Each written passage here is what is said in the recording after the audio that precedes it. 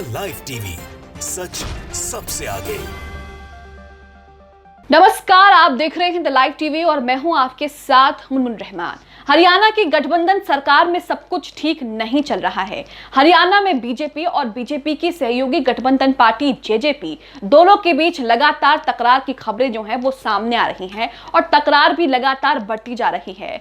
लगातार दोनों पार्टियों के नेताओं की तरफ से बयानबाजी हो रही है, पलटवार हो रहा है और उन बयानबाजियों में विरोधाभास जो है वो भी देखने को मिल रहा है। हाल ही में बीजेपी के प्रभारी विप्लव देव ने दुष्यंत चौटाला पर निशाना साधते हुए यह कह दिया था कि उन्होंने अपना समर्थन देकर कोई एहसान नहीं किया है, बल्कि इसके बदले में मंत्री पद लिए हैं। बीजेपी के कई नेता खुले मंचों से इस तरह की बात को दोहराते हैं और जेजेपी की तरफ निशाना साधते हुए कहते हैं कि जेजेपी जो है उन्होंने कोई एहसान नहीं किया है अपना समर्थन देके, बल्कि इसके बदले में मंत्री पद लिए हैं और वो लगातार मलाई भी खा रहे हैं सरकार में बैठकर। अब इस पूरे मामले को लेकर एक और विवाद सामने आ गया है। दरअसल जेजेपी के विधायक ने शुगर फेडरेशन चेयरमैन के पद से इस्तीफा दे दिया है। जेजेपी के विधायक रामकरण काला ने शुगर फेडरेशन के चेयरमैन पद से इस्तीफा देते हुए ये कहा है कि किसानों की बातें नहीं सुनी जा रही हैं, किसानों पर जो लाठीचार्ज है वो बेहद निंदनीय है और इसी के साथ अपने इस पद का कोई फायदा नहीं है, इसलिए वो अपने पद से इस्तीफा देते हैं।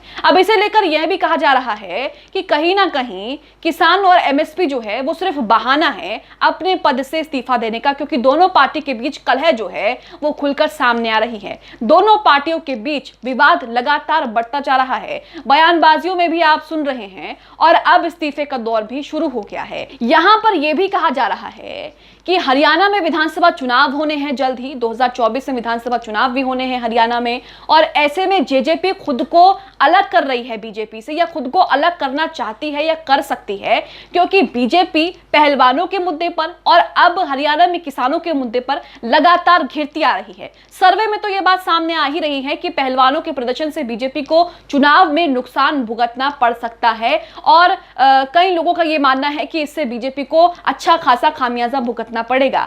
अब किसानों का प्रदर्शन भी हरियाणा में जो है वो तेज हो रहा है, आंदोलन की धमकियां दी जा रही हैं, तो अब क्या कहीं ना कहीं ये भी कहा जा रहा है कि जेजेपी बीजेपी को खुद से अलग करना चाहती है, क्योंकि बीजेपी की लुटिया जो है यहाँ पर डूबने वाली है। इसी के साथ आपको खबर भी दिखाते हैं। जेजेपी विधायक ने जो इस्तीफा दिया है शुगर फेडरेशन के चेयरमैन पद से, उसके पीछे की क्या वजह बताई है और क्या चीजें कही हैं। खबर आप अपनी स्क्रीन पर देख रहे हैं, अमर उजाला की ये खबर है। खबर में लिखा है कि जजपा विधायक रामकरण काला ने शुगर फेडरेशन के चेयरमैन पद से इस्तीफा दे दिया, किसानों का समर्थन किया है। तो यहाँ पर रामकरण काला जो हैं वो लगातार किसानों का समर्थन कर रहे हैं। उन्होंने ये भी कहा था कि इन्होंने लाठियां किसानों के ऊपर नहीं बल्कि मेरे सर के ऊपर चलाई हैं, जिससे मुझे और भी दुख हुआ है। आगे खबर में लिखा है कि लाठीचार्ज के दौरान गिरफ्तार किसानों की 24 घंटे में रिहाई ना होने और एमएसपी पर सूरजमुखी की खरीद शुरू ना होने पर हरियाणा शुगर फेडरेशन के चेयरमैन रामकरण काला ने गुरुवार को हरियाणा शुगर फेडरेशन के चेयरमैन पद से इस्तीफा दे दिया है।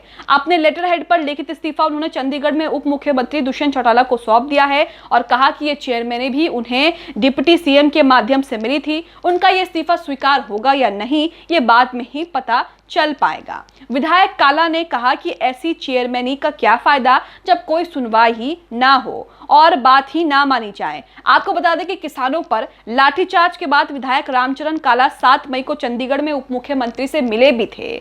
वहां पर गिरफ्तारी और किसानों की रिहाई और फसल की खरीद एमएसपी पर करने की मांग रखी थी और कहा था कि अगर 24 घंटे में ये मांग पूरी नहीं होती तो वो अपने चेयरमैन पद से इस्तीफा दे देते हैं। तो यहां पर उन्होंने यही किया, 24 घंटे में मांग पूरी नहीं हुई, जिसके बाद जेजेपी के विधायक रामकरण काला ने अपने पद से इस्तीफा दे दिया। यहां पर वो ये भी बात कह रहे हैं कि जानबूझकर उनके क्षेत्र में किसानों पर लाठियां चलवाई गई, जानबूझकर किसानों को नजरअंदाज किया जा रहा है। अब ये बात वो क्यों कह रहे हैं, किस लिए कह रहे हैं, ये भी समझ सकते हैं, क्योंकि लगातार बीजेपी और जेजेपी के बीच तकरार बढ़ती जा रही है, विवाद खुलकर सामने आ रहा है। तो कहीं ना कहीं वो ये आरोप लगा रहे हैं कि बीजेपी जानबूझ करके उनके क्षेत्र में उन्हें परेशान करने के लिए किसानों पर लाठीचार्ज कर रही है और किसानों किसानों को नजरअंदाज कर रही है। इसी के साथ उन्होंने आगे कहा कि उनके विधानसभा क्षेत्र में जानबूझकर किसानों पर लाठियां चलवाई गई और ये लाठियां किसानों पर नहीं बल्कि उनके सिर पर लगी हैं। उन्होंने कहा कि लाठीचार्ज में कई किसान चोटिल हुए हैं और किसानों पर मुकदमे भी दर्ज हुए हैं, जिसमें उन्होंने कहा था कि उन किसानों को रिहा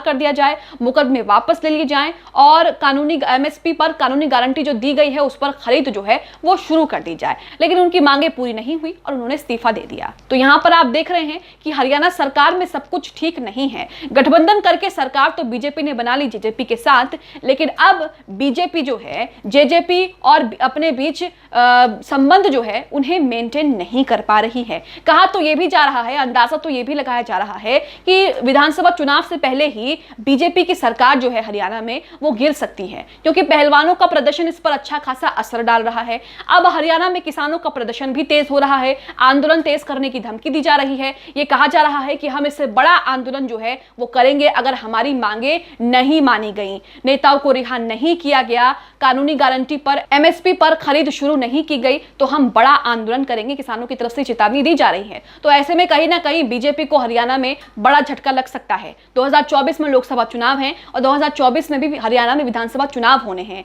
ऐसे में जेजेपी खुद को बीजेपी से अलग कर सकती है, क्योंकि यहां पर अगर जेजेपी बीजेपी के साथ रही तो जेजेपी को भी नुकसान जो है वो उठाना पड़ सकता है पहलवान और हरियाणा के किसानों को लेकर। यहां पर एक सर्वे यह भी सामने आया था कि पहलवानों के प्रदर्शन को लेकर बीजेपी को अच्छा खासा चुनाव में खामियाजा जो है वो भुगतना पड़ सकता है।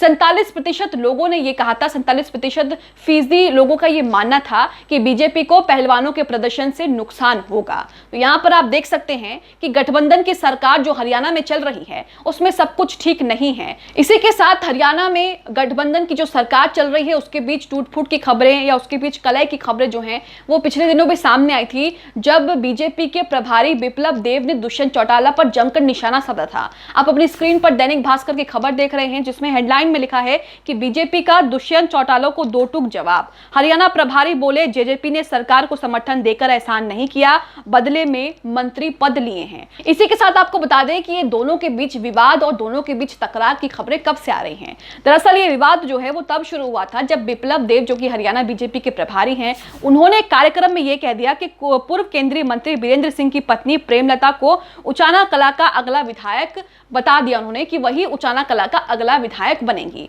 हालांकि इसी जगह से दुष्यंत चौटाला भी विधायक हैं। इसी बात पर दुष्यंत चौटाला भड़क गए। उन्होंने ऐलान कर दिया कि वो अगला विधानसभा चुनाव भी इसी विधानसभा क्षेत्र से लड़ेंगे, जिसके बाद उन्होंने ये कहा कि ऐसा करने से कई लोगों के पेट में दर्द होगा। जिस पर पलटवार करते हुए बिप्लब देव ने कहा कि मेरे पेट में कोई दर्द नहीं हो रहा है और ना ही होगा। यहां पर यह भी उन्होंने कह दिया कि इन्होंने सरकार को अपना समर्थन देकर कोई एहसान नहीं किया है, बल्कि बदले में मंत्री पद भी लिए हैं। बीजेपी के नेता खुले मंचों से जेजेपी पर निशाना साधते हुए, दुष्यंत चौटाला पर निशाना साधते हुए ये भी कहते हैं कि इन्होंने कोई भी काम नहीं किया, बस सरकार में बैठ करके ये लोग मलाई खा रहे हैं और मंत्री पद इन लोगों के हाथ में लग गए हैं, जो कि बीजेपी के लिए अच्छा नहीं है। तो बीजेपी और जेजेपी का गठबंधन अगले चुनाव तक टिकेगा या नहीं टिकेगा, ये बात भी कुछ दिनों में साफ हो जाएगी। लेकिन दोनों पार्टियों के बीच में आपसी मतभेद जो है वो भी खुल करके सामने आ रहा है। इस खबर को लेकर आप क्या सोचते हैं? जिस तरीके से हरियाणा में बीजेपी और जेजेपी के बीच तकरार की खबरें सामने आ रही है,